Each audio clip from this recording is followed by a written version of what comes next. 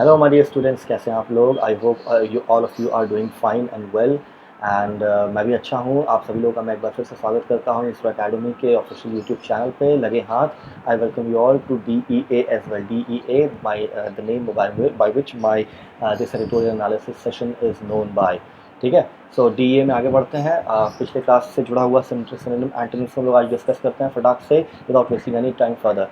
ठीक है, पिछले क्लास में हमने डिस्कस किया था अबाउट स्क्रीनिंग। देखिए, स्क्रीनिंग का मतलब क्या होता है, कोई सी दो मीनिंग बताई थी मैंने। स्क्रीनिंग का मतलब होता है कि कभी भी कोई भी मूवीज़ वगैरह को जब आप डिस्प्ले करते हो उसको भी स्क्रीनिंग कहते हैं। और स्क्रीनिंग का मतलब छटनी भी होता है। अगर कहीं पर ढेर सारे बल्क में कुछ चीज़ है उसमें से आपको छाट के निकालना होता है, दैट इज़ ऑल्सो स्क्रीनिंग। ठीक, तो उससे जुड़ा हुआ जो स्पेशल शब्द है वो मैं निकाल करके लेके आया हूँ। ऐसे बहुत सारे कॉमन शब्द भी हैं। उसमें बुलवार्क है, बुलवार्क याद रखिएगा जरूर से। एडुम्ब्रेट है, क्लोक है। ठीक, ये तीन शब्द बहुत इंपॉर्टेंट है, बहुत इंपॉर्टेंट शब्द हैं, प्लीज़ को याद रखिएगा। प्रीडोमिनेंट मतलब कि पिछली क्लास में इसकी मीनिंग समझाई थी। इसका मीनिंग क्या है, पोटेंट, वेटी एंड डोमिनेंट। ठीक है, और उसके बाद बात करते हैं डिस्क्रिशन। डिस्क्रिशन का मतलब होता है अपनी इच्छा से, अपने सोच से, अपने समझ से। उसके बारे में बात करते हैं। लिखा आगे फोरसाइट उसका सिनोनिम है। और उसके बाद प्रूडेंस एंड देन विजडम। ठीक है, इंटीग्रिटी का मतलब होता है किसी भी व्यक्ति की ऐसी मतलब उसका ऐसा मानसिक नहीं कह सकता, किसी भी व्यक्ति की जो सम्मान की बात होती है उसको हम लोग इंटीग्रिटी कहते हैं। ठीक, जिसके जो मोरल प्रिंसिपल्स होते हैं उसको हम लोग इंटीग्रिटी कहते हैं। ठीक, अगर मैं कहूँ कि यार वो बहुत ही हाई इंटीग्रिटी का आदमी, मतलब कि उसके मोरल प्रिंसिपल्स बहुत हाई हैं, बहुत स्ट्रिक्ट हैं, वो अपने मोरल प्रिंसिपल से अडिग रहता है, उसको इंटीग्रिटी कहते हैं। तो प्रोबिटी, रेक्टिट्यूड एंड वर्च्यू, ये तीनों शब्द क्या सिनोनिम है उसके। लॉडेबल, जिसकी हम लोग प्रशंसा कर सकते हैं उसको हम लोग लॉडेबल कहते हैं। उसका सिनोनिम क्या होगा, प्रेजवर्दी, कमेंडेबल एंड क्रेडिटेबल। ठीक है, तो चलिए आगे बढ़ते हैं सिनोनिम पे। इसका उल्टा क्या होगा, लॉडेबल का अनवर्दी और डिसरिस्पेक्टेड, जो व्यक्ति को बहुत ज़्यादा वो मिलता हो, और जो व्यक्ति लॉडेबल ना हो उसको क्या कहेंगे, डिसरिस्पेक्टेड या अनवर्दी। इंटीग्रिटी, डिसीट, धोखा देना। ठीक, मतलब कि ये क्वालिटी क्या होती है, बुरी क्वालिटी होती है। डिसग्रेस और डिसऑनेस्टी। हीडलेसनेस किसका, डिस्क्रिशन मतलब अपनी समझबूझ के साथ। और हीडलेसनेस मतलब बिना किसी सोच समझ के। ठीक है, बिना किसी की सुने। Ignorance, carelessness. Predominant, inferior, unimportant and trivial, and last but not least screening, abandon, disregard। ठीक, याद रखिएगा, ये 5 शब्द बहुत इंपॉर्टेंट है, याद रखिएगा। चलिए आगे बढ़ते हैं।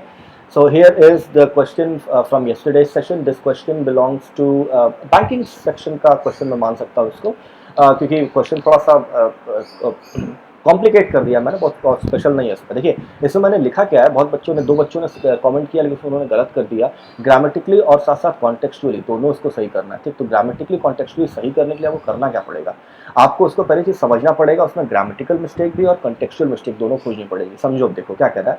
Since the trust was created, since का मतलब जब से बना था। ठीक, क्या ट्रस्ट मतलब किसी ट्रस्ट की बात हो रही है, वॉज क्रिएटेड जब से बना था।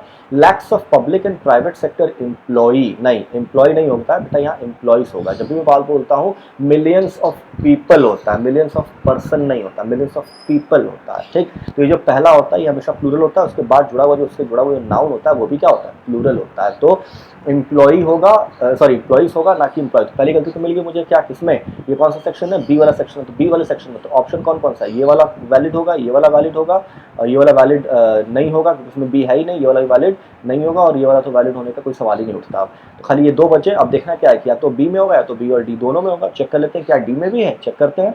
और देखिए एक्सक्यूज मी, ग्रामेटिकली तो हमने देख लिया, अब हम लोग उसको कंटेक्चुअली भी फाइंड आउट करने की कोशिश करते हैं। लिखा है to the fund.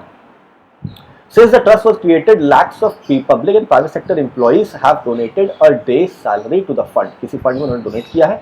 With some of them whining, कह रहा है कुछ लोग उसमें से वाइन कर रहे हैं, मतलब जिन्होंने दिया है वो लोग वाइन कर रहे हैं। वाइनिंग का मतलब क्या होता है, रोना धोना, हो हल्ला मचाना। ठीक, वाइनिंग।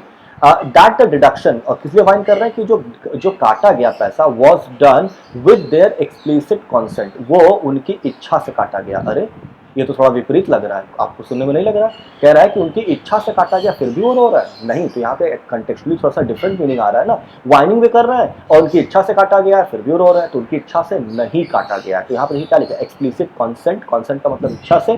तो done, sorry was done with क्या होना चाहिए, विदाउट होना चाहिए। तो इसी को कहते हैं कंटेक्चुअल क्वेश्चन, जो इसमें कंटेक्स्ट ही रॉन्ग हो। ठीक है, तो आई होप सबको समझ में आ गया। होना क्या चाहिए यहाँ पे, विद की जगह क्या होना चाहिए, विदाउट होना चाहिए। ठीक, WITHOUT, विदाउट। ठीक, तो विदाउट होगा तो क्या होगा, बी एंड डी, पहला ऑप्शन राइट होगा। ठीक है, ऐसे ही क्वेश्चन बैंक की एग्जामिनेशन में आते हैं, तो प्लीज हर बार देखिए। चलिए आगे बढ़ते हैं। आज की स्लाइड में आज का क्वेश्चन है, इस क्वेश्चन को आपको अटेम्प्ट करना है और कल मुझे इसका आंसर पेस्ट, मतलब आज जो वीडियो जाएगा तो उसमें आपको पेस्ट करना है। ठीक, चलिए तो आगे बढ़ते हैं। कल इसका एक्सप्लेनेशन मैं करूंगा टुमारो। ठीक है, TOMORROW, टुमारो, कल इसका करूंगा। सभी लोग अटेम्प्ट करिएगा। चलिए आज का बहुत इंपॉर्टेंट, हर बार यही कहता हूँ इंपॉर्टेंट, ऑब्वियसली इंपॉर्टेंट है। कोई भी चीज़ अनइम्पॉर्टेंट नाम की कोई चीज़ नहीं होती है, हर चीज़ इंपॉर्टेंट है, कभी भी कुछ भी आपके काम आ सकता है। रिपील एंड रिफॉर्म बहुत इंपॉर्टेंट। रिपील एंड रिफॉर्म, देखिए इंटरनेशनल रिलेशंस, इंटरनेशनल जो इशू है, इवेंट्स हैं, जो घटनाएं हो रही हैं उसके ऊपर डिपेंड करता है। तो ये पैसेज में लेके आया इंटरनेशनल इवेंट से। इंटरनेशनल इवेंट कौन सा, अभी श्रीलंका में चुनाव हुए हैं, चुनाव में कौन जीता कौन हारा, उसका क्या इम्पैक्ट होगा, कि क्या पॉइंट ऑफ डिस्कशन था श्रीलंका में, उन्हीं के ऊपर ये पूरा पैसेज है। उन सबको जानते हैं और देखते हैं क्या करना है। ठीक, पहले वर्ड्स को जान लेते हैं। रिपील, देखिए लीगल टर्म है। रिपील का मतलब कोई भी कानून जो बन चुका है उसको वापस करना, that is known as repealing. उसको हिंदी में क्या कह सकते हैं, और भी शब्द, रिवोक और एनल, अ लॉ और एक्ट ऑफ पार्लियामेंट, खासकर किसके लिए, कानून जो कौन बनाता है, पार्लियामेंट बनाती है। ठीक, रिपील करना।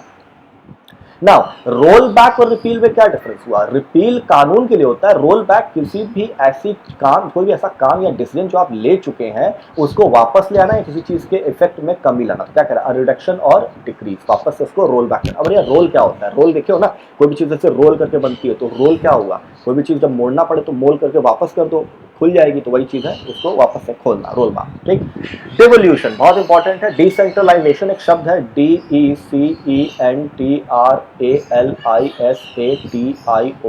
डिसेंट्रलाइजेशन। ठीक है, DECENTRALISATION, डिसेंट्रलाइजेशन।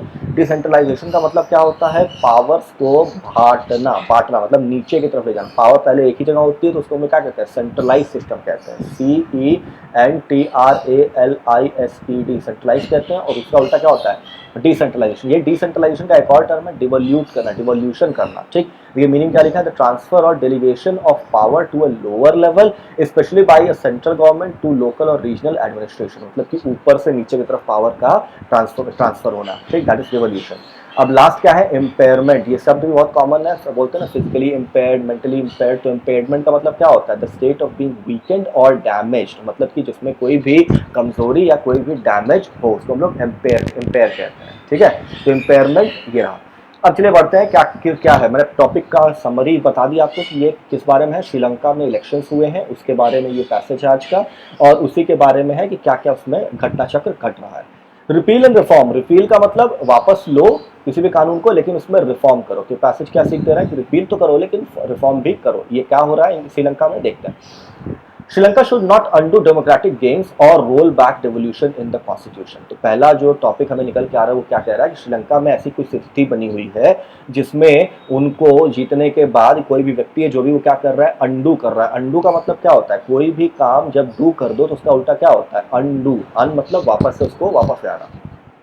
तो Sri Lanka should not undo democratic games, मतलब कि उन्होंने जो इसके पहले डेमोक्रेटिक गेम्स हासिल किया, मतलब कि जो डेमोक्रेसी पे जो उन्होंने डेमोक्रेसी अपने देश में जो डेमोक्रेसी स्थापित की है उसको वापस यानी कि रोल बैक ना करे और डेवोल्यूशन को खत्म ना करे। डेवोल्यूशन मतलब जो पावर ऊपर से नीचे तक बढ़ गई है उसको खत्म ना करे। ठीक है, अब आगे बढ़ते, कह रहा है 2/3 मेजोरिटी इन द लेजिस्लेचर, मतलब कि लेजिस्लेचर में यानी कि जो इंडिया में पार्लियामेंट है, वैसे वहाँ की जो पार्लियामेंट है, वहाँ की पार्लियामेंट में उनको क्या मिला है, 2/3 की मेजोरिटी मिली है। ठीक, कह रहा है is Indeed mandate for constitutional change. 100% ये मैंडेट है, मतलब कि मैंडेट मतलब कि आपको इतना ताकतवर बना दिया है किसने, 2/3 मेजोरिटी ने। 2/3 मेजोरिटी जानते ही होंगे, कहीं पर भी अगर आप 2/3 बहुमत, मतलब कि जैसे मान लो 300 सीटें हैं तो 300 में से अगर 200 सीटें आप जीत जाते हो, that is known as 2/3 majority. तो 2/3 मेजोरिटी अगर मिली हुई है किसी भी लेजिस्लेचर में तो ये बहुत पावरफुल बना देता है, क्या करने के लिए, कॉन्स्टिट्यूशनल चेंज करने के लिए। पूरे वर्ल्ड के जितने भी कॉन्स्टिट्यूशन है उसमें अगर कोई भी बदलाव लाना है तो मोस्टली हमें 2/3 मेजोरिटी का इस्तेमाल करना पड़ता है। तो वही कह रहा है कि ये बहुत आराम से अपना सकते हैं। ठीक, लेकिन बट कह रहा है लेकिन, but the winner ought to decide, मतलब कि ये पावर तो दे देता है लेकिन आपको ये डिसाइड करना होगा कि आप उस पावर को अच्छे के लिए इस्तेमाल करना चाहते हो या बुरे के लिए इस्तेमाल करना चाहते हो। ठीक, डिवाइड क्या लिखा है, but the winner ought to decide whether the proposed change, मतलब कि जो चेंज है वुड ब्रिंग अबाउट रिफॉर्म और इम्पेयरमेंट। बहुत बढ़िया सेंटेंस लिखा है, कह रहा है कि ये जो प्रपोज चेंज मतलब कि अगर पावर का इस्तेमाल करके तुम कोई बदलाव करने जा रहे हो तो क्या वो लाएगा अच्छे अच्छे बदलाव लाएगा या फिर आपके सिस्टम में कोड पैदा कर देगा, मतलब उसको तोड़ करके रख देगा या उसमें जंग लगा देगा। ठीक है, तो रिफॉर्म मतलब अच्छे बदलाव, किसी काम को करने, किसी चीज को बदलने के लिए आपको दो तरीके बदलाव, या तो उसको इम्पेयर कर दो या तो रिफॉर्म कर दो। रिफॉर्म मतलब अच्छा बना दो। ठीक, तो ताकत तो मिल गई लेकिन उसका सही इस्तेमाल बहुत जरूरी है। अब लिखा है नीचे लिखा है whether it would strengthen democratic institutions और वीकन देम। ये भी ध्यान देने लायक है कि क्या वो डेमोक्रेटिक इंस्टीट्यूशन को और ताकतवर बनाएगा या फिर उनको कमजोर कर देगा, ये देखने लायक होगा। अब कह रहा है इन हिज फर्स्ट एड्रेस, देखिए ये एड्रेस दो शब्द होता है, इसको प्रोनाउंस करने का डिफरेंस होता है। ADDRESS, इसका मतलब हुआ कि जब भी हम लोग किसी व्यक्ति को, किसी भी सभा को संबोधित करते हैं, that is known as address. ठीक, ये संबोधन का है। ठीक, और वो एड्रेस डिफरेंट होता है जिसमें पता लिखना होता है। His first address to the newly elected parliament, मतलब कि पार्लियामेंट में उन्होंने पहली बार इलेक्ट होकर के आए, तो उन्होंने जो पहली बार भाषण दिया श्रीलंकन प्रेसिडेंट, श्रीलंका के जो प्रेसिडेंट है कौन, गोटाबया राजपक्षा। ठीक, राजपक्षा है ये, जो कि वहाँ के नए इलेक्टेड प्रेसिडेंट हैं। उन्होंने क्या किया, हैज प्रेडिक्टेबली, मतलब कि इस बात को प्रेडिक्ट किया जा सकता है, मतलब कि हम लोग पहले ही इस बात की सुध ले सकते हैं कि डिक्लेयर्ड हिज इंटेंशन, उन्होंने अपने इंटेंशन को डिक्लेयर कर दिया। उन्होंने पहले ही अपनी जो अंदर की जो बात है उसको इनडायरेक्टली बता दिया है। क्या इंटेंशन है उसका, टू रिपील का मतलब क्या होता है, किसी भी चीज को खत्म करने का उनका इंटेंशन है। क्या है देखते हैं, to repeal the landmark 19th amendment, मतलब वहां पे उनके जो कॉन्स्टिट्यूशन है उसमें 19th अमेंडमेंट की कुछ इंपॉर्टेंस है, जिसको उन्होंने रिपील करने की बात की है, मतलब उसको वापस कर देंगे, रोल बैक कर देंगे। ठीक, एंड देयर आफ्टर, उसके बाद क्या होगा, and thereafter to work towards a new constitution, मतलब वो पुराने वाले अमेंडमेंट को खत्म करके नए संविधान के ऊपर काम करेंगे। ठीक, तो अभी तक का मुद्दा क्लियर होगा। पहले सीधे वर्ड्स देख लेते हैं। देखिए वर्ड्स लिखा हुआ है गार्नर, ये ज्वेल गार्नर और डेविड वार्नर वाला नहीं है। गार्नर का मतलब होता है गैदर करना या कलेक्ट करना। ठीक, अनप्रेसिडेंटेड का मतलब नेवर डन और नोन बिफोर, मतलब कोई भी एक्शन ऐसा जो कि पहले कभी भी ना देखा गया हो, ना सुना हुआ हो, ना कभी हुआ। ठीक है, उसके बाद रिक्विजिट क्या होता है, रिक्विजिट का मतलब होता है रिक्वायरमेंट या जरूरी, कोई भी चीज बहुत नेसेसरी हो बना दी जाती है उसको हम लोग रिक्विजिट कहते हैं। ठीक, जैसे मैं बोलूँ to build a home the only requisite is having money, मतलब पैसा होना सबसे इंपॉर्टेंट चीज़ है घर बनाने के लिए। अगर पैसा नहीं होगा तो घर कैसे बनाओगे। ठीक है, तो रिक्विजिट का मतलब बहुत जरूरी चीज़ है। और फिर उसके बाद प्लैंक है। प्लैंक का मतलब क्या होता है, a fundamental point of a political और अदर प्रोग्राम, मतलब कि कोई भी एक मुद्दा, कोई भी ढेर सारे मुद्दों में से एक मुद्दा जो कि बहुत इंपॉर्टेंस रखता है उसको हम लोग क्या कहते हैं, प्लैंक कहते हैं। प्लैंक का एक और मतलब भी होता है लकड़ी का एक टुकड़ा। सबने टाइटैनिक देखी होगी, टाइटैनिक में जिसपे एग्जैक्ट जिस टुकड़े के सहारे खड़ा रहता है, डूबने से बचा रहता है, उसको क्या कहते हैं, प्लैंक, वुडन प्लैंक भी कहते हैं। ठीक, याद रखिएगा। एंड लास्ट ये देखिए, ये एक फ्रेज है लॉक स्टॉक एंड बैरल, इसका तीनों का कंबाइंड मीनिंग है। इसका मीनिंग क्या होता है, इंक्लूडिंग एवरीथिंग कंप्लीटली, मतलब हर चीज को मिला करके, मतलब हर चीज को ले लेकर, मतलब कुछ भी नहीं छूटेगा उसमें। ठीक, अब देखेंगे कैसे इसका इस्तेमाल किया गया है। अब आगे बढ़ते हैं। यहाँ लिखा है द पार्टी बिलोंग्स टू, मतलब कि जिस पार्टी से बिलोंग करता है कौन, मिस्टर राजपक्सा जिसके बारे में बात की, उनके पार्टी का नाम क्या है, SLPP। अब इसका फुल फॉर्म मुझे सीरियसली नहीं पता, हो सकता है इसका नाम हो Sri Lankan peoples party. Has just garnered मतलब गार्नर मतलब उनको मिला है, पाया है, उन्होंने कलेक्ट किया है। क्या कलेक्ट किया है कि 2/3 मेजोरिटी, और किसके साथ, अलॉन्ग विद इट्स अलाइज, मतलब कि अपने जो अलाइज उनके साथ में जितनी पार्टीज लड़ी उन सब को मिला करके उसने 2/3 मेजोरिटी हासिल की है। ठीक, किसमें, पार्लियामेंट्री पोल्स में, मतलब कि जो अभी जो हाल फिलहाल में पोल्स हुए उसमें। अब उस विक्ट्री के बारे में बात कर रहा है कि वो अनप्रेसिडेंटेड है। अनप्रेसिडेंटेड मतलब जो पहले कभी नहीं देखी गई, मतलब कि पूरे वर्ल्ड में कहीं पर भी ऐसा नहीं देखा गया। कैसे इलेक्शन में, in an election based on proportional representation, मतलब पूरे वर्ल्ड में कई तरीके के इलेक्शंस होते हैं, उनमें से एक है प्रोपोर्शनल रिप्रेजेंटेशन। उस प्रोपोर्शनल रिप्रेजेंटेशन का मतलब क्या होता है, देखिए प्रोपोर्शनल रिप्रेजेंटेशन, प्रोपोर्शन का मतलब क्या होता है, हिस्सा। राइट, अब जैसे इंडिया है, इंडिया में इन टोटल कितने तरीके के लोग होते हैं, बहुत तरीके के हैं, जैसे कि हिंदूज हैं, मुस्लिम्स हैं, रिलीजियसली भी हम लोग डिवाइडेड हैं, तो इन सब का अलग अलग परसेंटेज है। फॉर एग्जांपल हिंदूज 70% है तो मुस्लिम कितने परसेंट है, तो सबको अपना अपना रिप्रेजेंटेशन देने के लिए कुछ कुछ सीटें फिक्स कर दी गई हैं। ठीक, तो वैसे को हम लोग कहते हैं प्रोपोर्शनल रिप्रेजेंटेशन। तो ऐसा जो भी कंट्री जहां पर प्रोपोर्शनल रिप्रेजेंटेशन के तरीके से अगर पोल्स होते हैं तो वहां पे कभी भी 2/3 की मेजोरिटी नहीं होगी। हाल फिलहाल में जो बीजेपी ने सीटें जीते वो 302 सीटें जीते, जो कि हमारे पार्लियामेंट का 2/3 नहीं है। तो ऐसा कभी भी पूरी दुनिया में नहीं हुआ था। ठीक, तो few would doubt that the party led by President's elder brother and Prime Minister Mahinda Rajapaksa has the requisite mandate to overhaul the constitution and electoral system. देखिए क्या कह रहा है कि कह रहा है इसमें किसी को कोई शक नहीं है कि मिस्टर महिंदा राजपक्षा मतलब कि जो उस पार्टी के लीडर है, जिस पार्टी के जो भी प्रेसिडेंट बने हैं, उनके भाई, दोनों भाई मिलकर इस पार्टी को चलाते हैं, तो उस कंट्री के पास प्राइम मिनिस्टर भी है कौन, महिंदा राजपक्षा, और उनके पास ये मैंडेट है क्या काम का कि पूरे कॉन्स्टिट्यूशनल सिस्टम को वो ओवरहॉल कर दे या फिर उस पूरे इलेक्टोरल सिस्टम को ओवरहॉल कर दे। ओवरहॉल का मतलब क्या होता है, बोलते हैं ना गाड़ी में ओवरहॉलिंग की जरूरत है, मतलब कि उसको रिपेयर की जरूरत है, मतलब पूरा का पूरा बदल देना किसी सिस्टम को, दैट इज ओवरहॉलिंग। ठीक, तो वो ये इसमें इस बात में किसी को भी कोई डाउट नहीं है। अब आगे क्या कह रहा है, The abolition of the 19th amendment was indeed the party's major poll plan। मतलब क्या है कि पार्टी ने जब मतलब एसएलपीपी ने जब वो इलेक्शंस लड़े तो उनका जो मेजर जो पोल प्लान था, मतलब कि जो पूरे जो पोलिंग था, मतलब पूरा जो इलेक्शन था उसमें जो उनका मेन मुद्दा जो था, प्लान जो था, वो क्या था, सिर्फ और सिर्फ इसी चीज के अराउंड था कि वो 19th अमेंडमेंट को हटा देंगे, मतलब इसी के अराउंड ही आसपास उनका घूम रहा था। ठीक, तो जिसको हम लोग इंडिया में कह सकते हैं इलेक्शन मैनिफेस्टो में जो चीजें लिखी होती है वो भी क्या होता है, मुद्दा होता है, लेकिन उस सारे मुद्दों में से मैनिफेस्टो में से एक मुद्दा ऐसा होता है जो बहुत ज्यादा घूमता रहता है, तो उसको हम लोग पोल प्लान कह सकते हैं। कह रहा है however does it necessarily mean that the gains of the 19th amendment should be thrown out lock stock and barrel। तो कह रहा है कि ठीक है आपका मुद्दा था, ऑब्वियसली आपका मुद्दा था 19th अमेंडमेंट का, लेकिन क्या आप क्या इस बात की 100 मतलब क्या ये जरूरी है कि आप जीत जाने के बाद अच्छी चीजों को बर्बाद कर दें। लिखने की कोशिश ये कर रहा है कि जो भी कॉन्स्टिट्यूशनल गेन्स मिले, मतलब कि जो कॉन्स्टिट्यूशन में जो बदलाव पिछले अमेंडमेंट में आया था और वो अच्छे बदलाव थे, क्या उन सब को आप वापस से बैक कर देंगे, थ्रोन आउट कर देंगे, मतलब फेंक देंगे। कैसे, लॉक स्टॉक एंड बैरल, मतलब कि पूरा हर चीज, कोई भी एक चीज बचेगी नहीं, हर बदलाव उसका वापस से, मतलब पुराने से हम पुराने सिस्टम पे चले जाएंगे, सब बढ़िया चीजों को फेंक करके सारी घटिया चीजें ले आएंगे। तो ये पूछने का उसका मतलब है। ठीक है, आगे कह रहा है तो क्या ऐसा करेंगे वो, आगे देखते हैं। फिर कह रहा है the legislation that introduced it was also based on a popular mandate. अब बैकड्रॉप में चलेंगे, लेकिन उसके पहले इधर के वर्ड्स देख लें।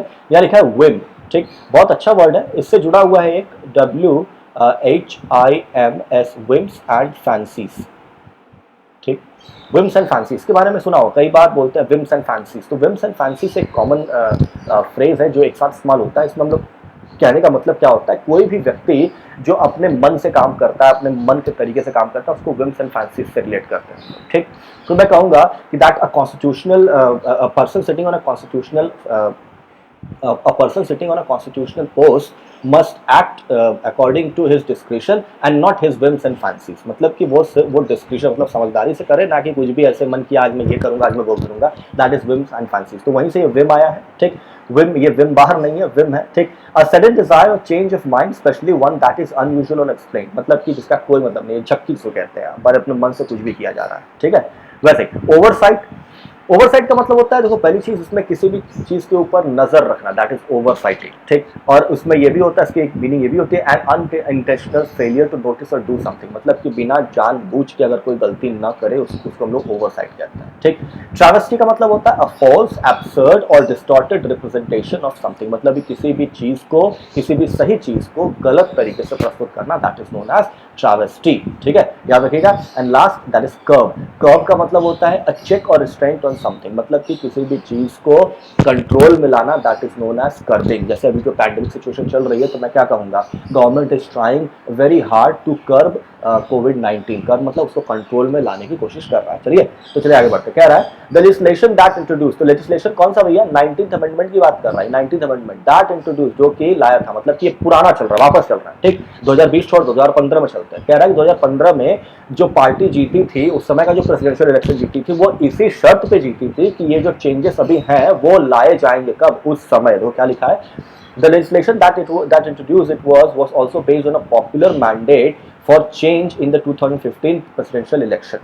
उस समय भी यही डिमांड थी कि इसको लाया जाए, और अब इस बार क्या डिमांड हो गई कि इसको हटाया जाए। ठीक, and receive more than the required 2/3 support in the previous parliament, मतलब कि उस समय की जो पार्लियामेंट में जब इस लॉ को पास किया गया तो उस समय 2/3 बहुमत से वो पास हो गया था। 2/3 उस समय सीटें की नहीं बात कर रहा, वहां पे 2/3 बहुमत से वो पास किया गया था, उसकी बात कर रहा हूँ। ठीक, support in the previous parliament. It not only curbed the executive president's vast powers, मतलब कि कहने का मतलब यह है कि उस लॉ के आने के बाद क्या हुआ, उसने कर्व कर दिया, कर्व मतलब कंट्रोल में ला दिया, किसको कंट्रोल में ला दिया, executive powers, president's vast powers, मतलब कि जो प्रेसिडेंट है उसकी जो अनगिनत ताकत थी, मतलब कि उसकी ताकत में कोई लिमिटेशन नहीं थी, उसको कंट्रोल में ला दिया। ठीक, अब उसके बाद क्या किया, बाय रिस्टोरिंग अ 2 टर्म लिमिट, उसमें क्या क्या बदलाव हुआ, उसकी जो लिमिट थी वो अनलिमिटेड थी, उसके बाद उसको किसमें ला दिया, 2 टर्म, मतलब कि एक व्यक्ति 2 बार से ज्यादा राष्ट्रपति नहीं बन सकता, ये ला दिया। उसके बाद मेकिंग इट डिफिकल्ट, और कुछ और भी कठिन बना दिया, क्या, फॉर द लेजिस्लेचर, मतलब कि लेजिस्लेटर की डिफिकल्ट बना दिया, to be dissolve at the president's whim, मतलब मन मर्जी, मतलब प्रेसिडेंट का जब मन मर्जी कर रहा है वो क्या कर रहा है, लेजिस्लेचर को वो कर दे रहा है, डिसॉल्व कर दे रहा है। एग्जांपल, जैसे इंडियन प्रेसिडेंट को बहुत ज्यादा पावर हो जाए तो वो क्या करेगा, जब भी उसको लगा कि नहीं मेरी पार्टी सरकार में नहीं है, उसको डिसॉल्व कर देगा, सरकार को खारिज कर देगा, फिर से इलेक्शन करवाएगा। तो इसी के बारे में बात कर रहा है कि प्रेसिडेंट के पास अब वो पावर नहीं रह जाएगी कि वो अपने विम से, यानी कि अपने मन मर्जी से किसी भी सरकार को गिरा दे, but also sought to protect the independence of oversight institutions. और कह रहा है कि सिर्फ यही नहीं, इसके अलावा और भी ताकत दी गई थी, किसको, इंस्टीट्यूशंस को, जो क्या कर रहे थे, इंडिपेंडेंस को, यानी कि जो भी पूरे कंट्री में जितने भी इंस्टीट्यूशंस हैं उनकी जो इंडिपेंडेंस को भी बचाए रखने का उसमें प्रावधान था। ठीक है, आगे कह रहा है, it would be a travesty of democratic principles if the independence of institutions such as election commission is now curbed. ठीक, कहने का मतलब क्या है कि अगर देखा जाए तो आने वाले समय में, मतलब कि जो अब जो सरकार आई है वो क्या करेगी, वो अब डेमोक्रेटिक प्रिंसिपल्स के साथ खेलेगी। ठीक, और जो इंडिपेंडेंस है किसकी, इंडिपेंडेंस मतलब जो उनकी फ्रीडम है किसकी, इलेक्शन कमीशन की जो फ्रीडम है, या फिर और भी जितने इंस्टीट्यूशन है उनकी, अब उनकी जो फ्रीडम है उसको कर्व कर देगी। ठीक, इस बात को देखने लायक होगा। अब क्या कह रहा है, in the name of undoing the 19th amendment, मतलब कि 19वें जो अमेंडमेंट होगा उसको अनडूइंग, मतलब उसको वापस लेने में वो क्या क्या बदलाव कर सकती है, वो यही सब बदलाव कर सकती है। ठीक, अब आगे देखते हैं, आफ्टर ऑल, ठीक, it is now recognised that the largely peaceful and orderly polling was only because, कह रहा है कि ये सब तो बात की बातें हैं, इसके बाद ये भी देखो कि भले ही जो है आप आज उसको कर्व करने की बात करो, उसको हटाने की बात कर रहे हो, लेकिन जो आपको जीत मिली है, after all it is now recognised, मतलब ये एकदम माना जा सकता है दैट द लार्जली पीसफुल, मतलब कि ये जो ज्यादातर जो शांति भरा रहा है, और ऑर्डरली, ऑर्डर मतलब कि कानून व्यवस्था के साथ जो पोलिंग हुई है, मतलब कि जो अभी आप जो जीते हो पोलिंग होकर के, वाज ओनली बिकॉज ऑफ, वो सिर्फ और सिर्फ एक कारण से था, किस कारण से, द ईसीज ऑटोनॉमी। ईसीज ऑटोनॉमी का मतलब क्या हुआ, ईसी मतलब इलेक्शन कमीशन, ऑटोनॉमी मतलब एकदम जो उसको वो जो स्वनिर्भरता थी उसी के ऊपर बेस्ड है। ठीक, तो अगर ईसी स्वनिर्भर नहीं होता, खुद के ऊपर डिपेंडेंट नहीं होता, तो कभी भी जो इलेक्शन अभी आप जीते हो इतना ऑर्डरली और इतना पीसफुल हुआ है वो कभी भी नहीं हो पाता, कहीं लूटपाट मची होती, कहीं कुछ और होता, कहीं कुछ और होता। ठीक है, अब आगे क्या कर रहा है, चलिए वर्ड्स देख लेते हैं। देखा है, detractors, detractors a person who regard और रिप्रेजेंट समवन और something as being of little worth, मतलब कि कोई व्यक्ति, कोई सामने वाले व्यक्ति को अगर अपने से नीचा और सोचता है यार ये तो तुच्छ है, उसको हम लोग क्या कहते हैं, डिट्रैक्टर कह सकते हैं, और उसका प्लूरल क्या होगा, डिट्रैक्टर्स। प्रिजर्व, बताने की जरूरत नहीं है, किसी भी चीज को संभाल के रखना, that is known as preserve, maintaining something in original और एग्जिस्टिंग स्टेट। रूब्रिक, बहुत इंपॉर्टेंट वर्ड है। देखिए, रूब्रिक का मतलब होता है हेडिंग ऑन अ डॉक्यूमेंट, मतलब एक डॉक्यूमेंट है, मतलब बहुत बड़ा सा एक डॉक्यूमेंट है, उसकी जो हेडिंग होती है उसको हम लोग रूब्रिक कह सकते हैं। जैसे इंडियन कॉन्स्टिट्यूशन है, उसका जो पहला ही पेज हो क्या है, प्रियम्बल, तो उसको हम लोग प्रियम्बल की हेडिंग होती है we the people of India, वो क्या कहलाएगा, रूब्रिक कहला सकता है। ठीक है, आगे कहते हैं last but not least that is concessions. Concession का मतलब होता है किसी चीज में कमी को लाना, बात विवाद करके कमी लाना, और साथ साथ किसी भी चीज के लिए अलाउ करवाना। ठीक, a thing that is granted specially in response to demands, अगर कोई चीज डिमांड करते हो तो उसके खिलाफ उसके एवज में जो आपको मिलता है उसको हम लोग कंसेशंस कहते हैं। ठीक, फॉर एग्जांपल आप दुकान जाते हो तो वो करते हो बार्गेनिंग कहलाती है, लेकिन वो बार्गेनिंग कंसेशन में डिफरेंस है, ये लीगल टर्मिनोलॉजी है, वो नॉर्मली हम लोग यूज करते हैं। ठीक है, लेकिन है दोनों की मीनिंग सेम। कह रहा है if not for nothing else, बहुत बढ़िया मीनिंग क्या है, देखो क्या कह रहा है, if not for nothing else but as an acknowledgement of the free elections that enabled it to get a massive mandate, the ruling party should seek to prove its detractors wrong by preserving the democratic gains of the amendment। बहुत बढ़िया sentence है। कह रहा है कि भैया अगर किसी चीज के लिए नहीं, मतलब कोई भी चीज के लिए नहीं, मतलब तुम्हें लगता है कि ठीक है सब कुछ तुम अपने मन का करोगे, फिर भी किसी भी चीज के लिए नहीं, बस खाली एक चीज का ध्यान दो, कि इस बात पे ध्यान दो, एक्नॉलेज करो, ठीक, कि जो फ्री इलेक्शन हुआ है जिसकी वजह से तुम जीते हो और इतना मैसिव मैंडेट जीता है, मिला है तुम्हें। ठीक, अब रूलिंग पार्टी को सीख दे रहा है कि जो भी हुआ है अभी, ठीक,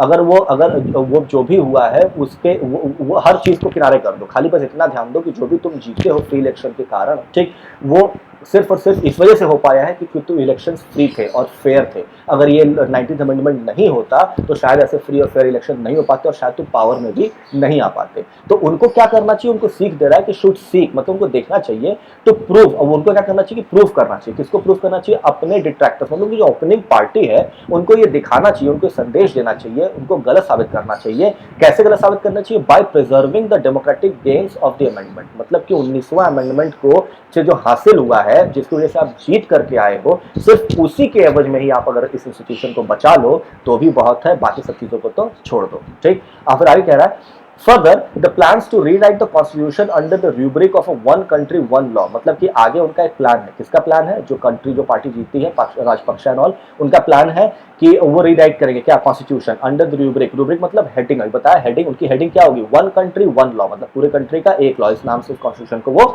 लिखेंगे। उनका वो प्रिंसिपल होगा, मतलब वही उसका सिद्धांत होगा, मेन पॉइंट। ठीक, कह रहा है should not be at odds, मतलब कि हालांकि आप बोल तो रहे हो कि भैया वन कंट्री वन लॉ, लेकिन वो कभी भी किसी चीज के विपरीत नहीं होना चाहिए। किसके विपरीत? देखते हैं, देखिए, should not be at odds. Odds का मतलब होता है किसी चीज के विपरीत होना। जैसे कि मान लो किसी व्यक्ति किसी के पिता से नहीं पटती है तो क्या बोलेगा? I am at odds with my father, मतलब कि मेरे पिता से मेरा नहीं बनता है। तो वहां क्या कह रहा है कि आपने प्रिंसिपल अपना तो लिया है, लेकिन आपके जो प्रिंसिपल है वो कभी भी क्लैश ना करे, ऑड्स ना हो। किसके साथ? With the urgent need for a new inclusive constitution, मतलब नाम आपने दे दिया, लेकिन जो रिक्वायरमेंट आपकी कंट्री की वो क्या है? Inclusive constitution. इंक्लूसिव का मतलब जिसमें सबकी सोच सबको मिला करके चला जाए। ऐसा नहीं कि सिर्फ माइनॉरिटी किनारे है, मेजोरिटी ही रूल कर रहा है, तो ऐसा कॉन्स्टिट्यूशन नहीं होना चाहिए। उसको हम लोग क्या कहते हैं? Inclusive constitution. ठीक, and that would put the country on the path of equality and reconciliation. और अगर आप ऐसा करोगे, मतलब कि इंक्लूसिव कॉन्स्टिट्यूशन बनाओगे, तभी आपके देश को एक रास्ता मिलेगा। वो रास्ता कैसा होगा? इक्वालिटी से भरा हुआ और रिकंसिलिएशन से भरा हुआ। रिकंसिलिएशन मतलब रिस्टोरेशन ऑफ फ्रेंडली रिलेशंस, मतलब कि आपके जो, मतलब वापस से जो रिश्ते खराब हो गए वो वापस से फिर से अच्छे हो जाएंगे। ठीक, तो श्रीलंका का थोड़ा सा बैकड्रॉप देता हूँ। श्रीलंका में जो मेजोरिटी, जो रूलिंग पार्टी, जो रूलिंग लोग हैं वो लोग हैं सिंहलीज। ठीक, और वहाँ पे जो माइनॉरिटी में है वो है तमिलियंस। तो तमिलियंस इंडियन तमिलियंस भी हैं और साथ साथ श्रीलंकन तमिल्स भी हैं, तो उनके बीच में क्लैश, वो बहुत माइनॉरिटी में। तो सिंहलीज बहुत ज़्यादा ऑप्रेसिव है ऐसा माना जाता है, और बहुत ज़्यादा वो मेजोरिटी के साथ ही चलते हैं, वो अपने हिसाब का ही करते हैं। तो उसी के बारे में बता रहा है कि रिकंसिलिएशन, मतलब जो रिश्ते आपके खराब हो गए हैं तमिलियन से, वो उनको वापस से आपको ठीक करने की जरूरत है। ठीक, कह रहा है द प्रेसिडेंट्स एड्रेस, मतलब प्रेसिडेंट ने जो भाषण दिया वॉज ऑल्सो नोटेबल, मतलब उसमें एक ध्यान देने वाली चीज थी। क्या ध्यान देने वाली चीज थी? फॉर द एब्सेंस ऑफ, मतलब उनके में कुछ मिसिंग था, उनकी जो स्पीच थी उसमें मिसिंग था। क्या मिसिंग था? Any reference to ethnic minorities, मतलब कि जो माइनॉरिटीज है वहां की, उनके बारे में उन्होंने कुछ भी नहीं कहा। जब इंडियन प्रेसिडेंट या प्राइम मिनिस्टर बोलता है तो वो हर एक लोग के लिए बोलता है, देखा होगा आपने। तो वैसे ही वो कह रहा है कि वहां पे उसमें कहीं पर भी उनका मेंशन नहीं किया गया था वहां की माइनॉरिटीज के बारे में। ठीक, तो कहने का दिखाना ये चाहता है कि वहां की सरकार अभी भी मेजोरिटी ओरिएंटेड ही चलने वाली है। फॉर लॉन्ग, मतलब काफी समय, श्रीलंकन लीडर्स हैव मेंटेन, मतलब श्रीलंकन लीडर्स ने काफी समय से इस बात को मेंटेन किया, मतलब कि हमेशा यही बोला है, यही कहा है, यही दर्शाया है। क्या दर्शाया है? That they can give little, मतलब कि वो दे सकते हैं लेकिन थोड़ा ही दे सकते हैं। कैसे? By way of constitutional concession, मतलब कि आप डिमांड करो हम आपको देंगे, लेकिन कितना देंगे? थोड़ा ही देंगे। कैसे? संवैधानिक रूप से देंगे। क्या देंगे? किसको देंगे? किसको देंगे? टू द माइनॉरिटीज, मतलब कि वो क्या तो रहा है कि ठीक है हम देंगे, कॉन्स्टिट्यूशनल वे में ही देंगे, लेकिन किसको देंगे? माइनॉरिटीज को देंगे। लेकिन कैसे? विदाउट द कॉन्सेंट, मतलब कि बिना सहमति के। किसकी सहमति के? मेजॉरिटी सिंहलीज, मतलब कि बिना मेजॉरिटी सिंहलीज के मर्जी के या उनके सपोर्ट के हम आपको कुछ भी नहीं दे सकते, और अगर दे भी सकते हैं तो वो भी सिर्फ और सिर्फ थोड़ा दे सकते हैं। इस बात को उन्होंने ओपनली माना है, इसमें कुछ भी अलग से छुपाने वाली बात नहीं है। ठीक, आगे कह रहा है given the dependence of Rajapaksas on the majority, मतलब इस बात को कह रहा है कि ये देखा जा सकता है कि उनकी डिपेंडेंस किस पे है? राजपक्षास की डिपेंडेंस किस पे है? मेजॉरिटी के, मतलब कि जब भी वो सरकार बनाते हैं तो हमेशा मेजॉरिटी की वजह से सरकार बनाते हैं। ठीक, it is possible to look at the president's remarks, मतलब कि ये श्योर है कि प्रेसिडेंट ने जो बोला उसको समझा जा सकता है।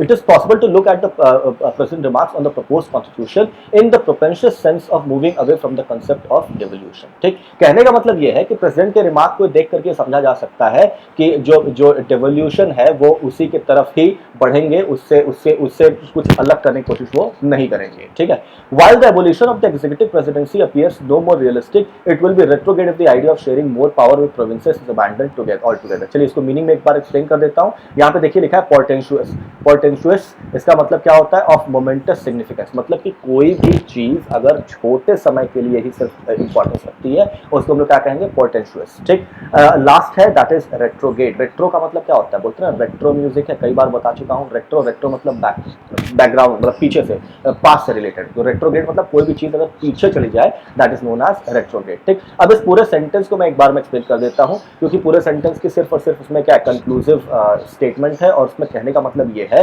कि अगर वो ऐसा करते हैं, मतलब 19th अमेंडमेंट को हटाते हैं, ठीक, और डिवोल्यूशन के कंसेप्ट को अगर वो बाय बाय कर देते हैं, ठीक, तो उससे क्या होगा? सिर्फ और सिर्फ वो रेट्रोगेट हो जाएंगे। देखिए लिखा है ना, इट विल बी रेट्रोगेट, मतलब कि वो वापस से कहाँ चले जाएंगे? मतलब 50 साल 100 साल फिर से पीछे चले जाएंगे। Retrograde if the idea of sharing more power, अगर ये जो डेवोल्यूशन है, मतलब पावर शेयरिंग का जो आइडिया है, किसके साथ? प्रोविंसेस के साथ, अगर इसको हटा दिया जाता है, अबैंडन कर दिया जाता है, एकदम पूरी तरीके से खारिज कर दिया जाता है, तो वो क्या हो जाएगा? रेट्रोगेट हो जाएगा। मतलब कि वापस से इतना एडवांस होने के बाद वापस से चलाएंगे, पीछे चले जाएंगे और 50 साल 60 साल पीछे चले जाएंगे रूलिंग के हिसाब से। ठीक, तो इस पूरे सेंटेंस में, यही पूरे पैसेज में सिर्फ इसी के बारे में बात किया है कि श्रीलंका में जो सिस्टम अभी प्रिवेलेंट है, जो भी चीजें अभी घटनाएं घटित हो रही हैं, वो सिर्फ और सिर्फ 19th अमेंडमेंट के आसपास रिवॉल्व कर रहा है। तो इंग्लिश में इतनी सारी चीजें, इतने सारे वर्ड्स हमने जाना, तो आज का सेशन हम लोग इसी पे यहीं पर एंड करेंगे। उम्मीद करता हूँ आपको सेशन पसंद आया होगा। अगर आपको सेशन पसंद आया है, please do like and comment in the comment section. वो अगर आप कोई फीडबैक देना चाहते हैं, वो उसके लिए भी मैं ओपन हूँ। बहुत सारे मुझे फीडबैक मिले हैं, मैं उस पर काम कर रहा हूँ। तो जिन्होंने फीडबैक दिया है, प्लीज डोंट पैनिक कि आपके सर आपका फीडबैक नहीं आ रहा, ऐसा नहीं है। मैं फीडबैक पे काम कर रहा हूँ। It takes lot of time and जल्द ही आएगा वो। ठीक है, तो उसमें जो क्वेश्चन दिया हुआ है पिछले स्लाइड में शुरुआत में, वहाँ से क्वेश्चन को भी अटेम्प्ट करिए। ठीक है, तो चलिए मिलते हैं अगली क्लास में, that is tomorrow and sorry not tomorrow, on Monday. आज की डेट है आपकी 22, हम लोग मिलेंगे 24th को। ठीक है, क्योंकि संडेज को हम लोग सेशन नहीं होता है। So till then, take care and bye bye, जय हिंद।